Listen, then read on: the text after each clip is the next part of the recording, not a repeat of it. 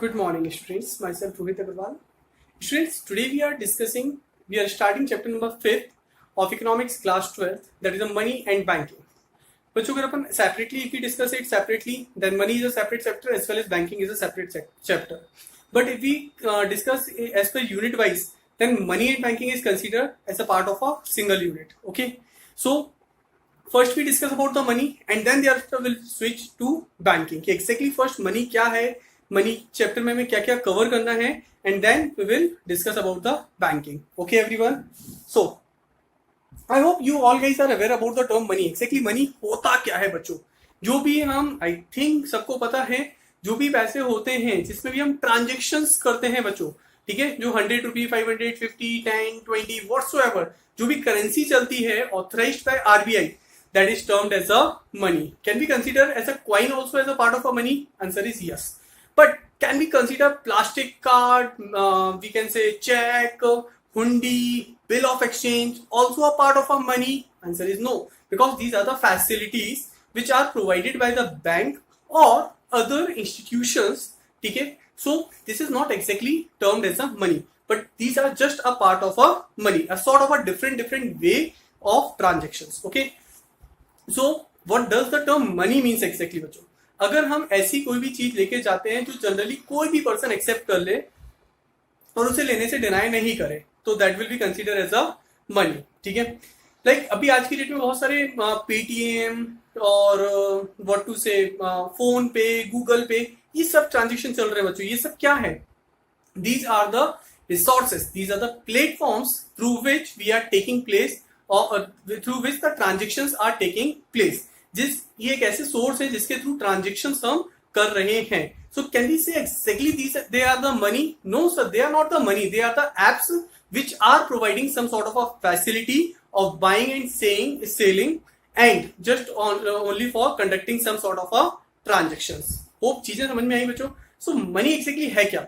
Money is anything generally accepted as a, एक ऐसी चीज जो हर कोई जनरली एक्सेप्ट करे एज अ 4 आइटम्स बच्चों: medium of exchange, measure of value, store of value and standard of deferred payment. समझते हैं इनके बारे में. ये 4 टर्म्स क्या थे?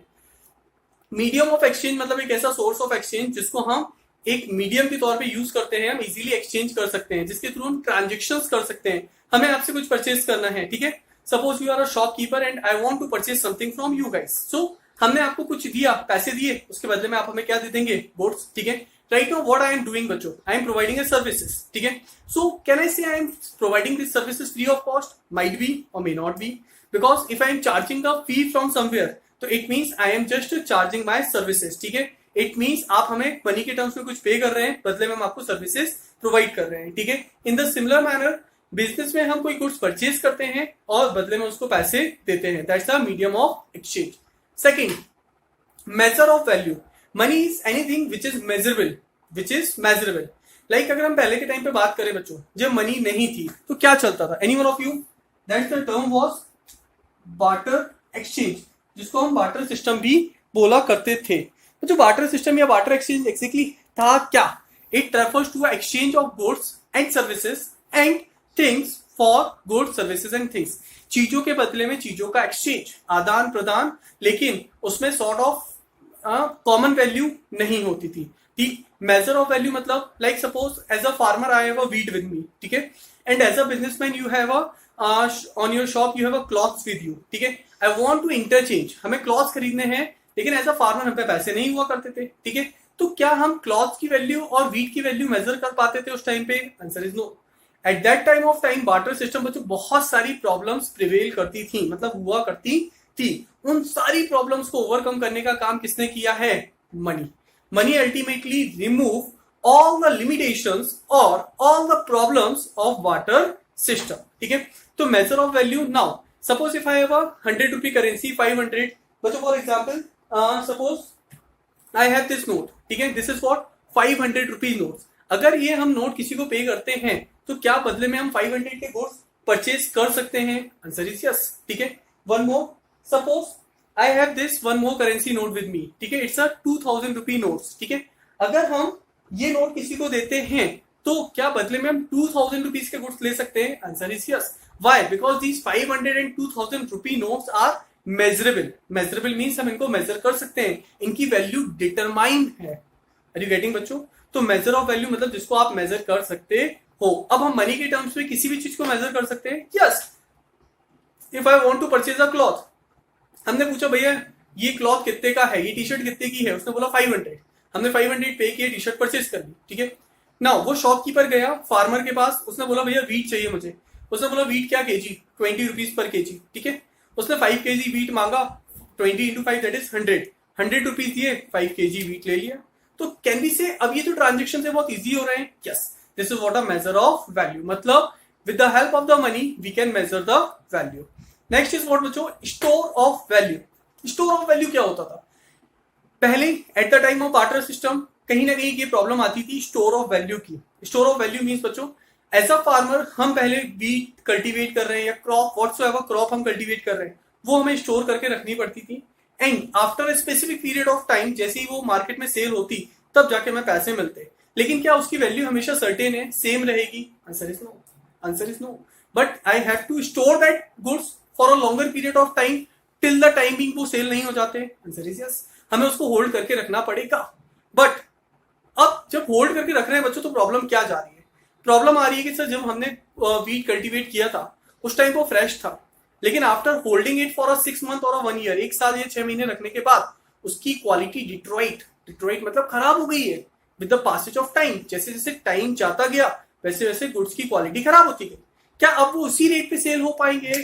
Answer is no. जबकि अगर हम मनी को स्टोर करना चाहें, ठीक है, if I simply keep put a 500 रुपी या 2000 रुपीज नोट विद मी, ठीक है, एक ड्रॉअर है ये, हमने इसके अंदर 500 या 1000 रुपी के नोट रखना चाहे रख सकते हैं क्या? Yes, I can store it for as long as I want. ठीक है, हम जितना टाइम चाहे उतने टाइम के लिए उसको होल्ड करके रख सकते हैं. तो this is what a store of value. Store करने पे भी 500 के नोट की value after a year, after 2 years same ही रहेगी. 2000 के नोट की वैल्यू भी सेम ही रहेगी. That is what a store of value.